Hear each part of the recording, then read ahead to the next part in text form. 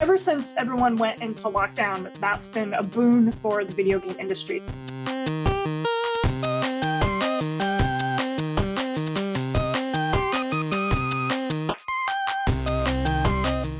I'm Laine Nooney. I'm an assistant professor of media industries in the Department of Media, Culture, and Communication at New York University.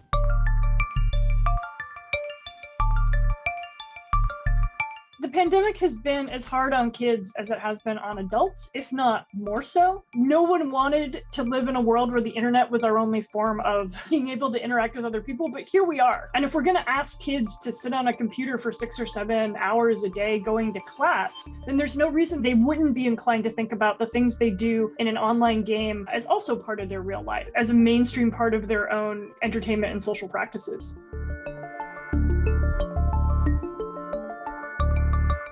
It can feel, I think, very frightening for parents for their kids to be interacting with people that they won't ever meet. And mainstream journalism loves to create boogeymen out of these experiences, either from people getting catfished. I think the best way to think about it is, rather than treat it as a space of the unknown, is to be able to have conversations with one's kids about who they're spending time with online, what they're doing, not in a kind of policing manner, but just to understand what they're up to. Parents who have the best luck with it are ones who sit down and play with their kids, who understand the technologies that they're using, and who take an active interest in what their kids are doing online and don't treat it like some sort of diversion or a waste of time or something that isn't real.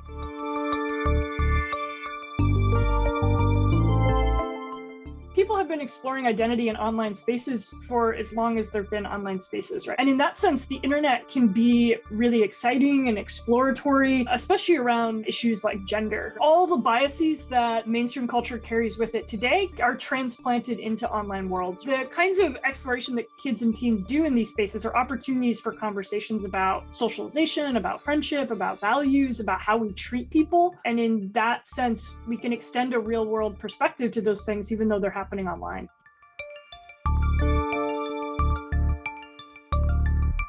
The game industry is traditionally divided into 3 segments: PC, mobile, and console. I would say that over the past 5 to 8 years, we've seen a real encroachment of mobile. So mobile has just boomed both domestically and globally. It's now the largest segment of the game industry, and what we would think of as traditionally AAA or high-end games have been doing mobile versions. The console market has always been considered the core of the hardcore gaming market, right? They're big AAA titles. It's a hyper-competitive space. And so you get very little genre diversity in console gaming for that reason. So game publishers tend to reproduce very well-established genres: the first-person shooter, the strategy game, the RPG. You see a lot more genre diversity in personal computing because the barrier to entry is lower, the costs of developing a game on that platform aren't as intensive, and the level of hardware competition is kind of non-existent in that regard.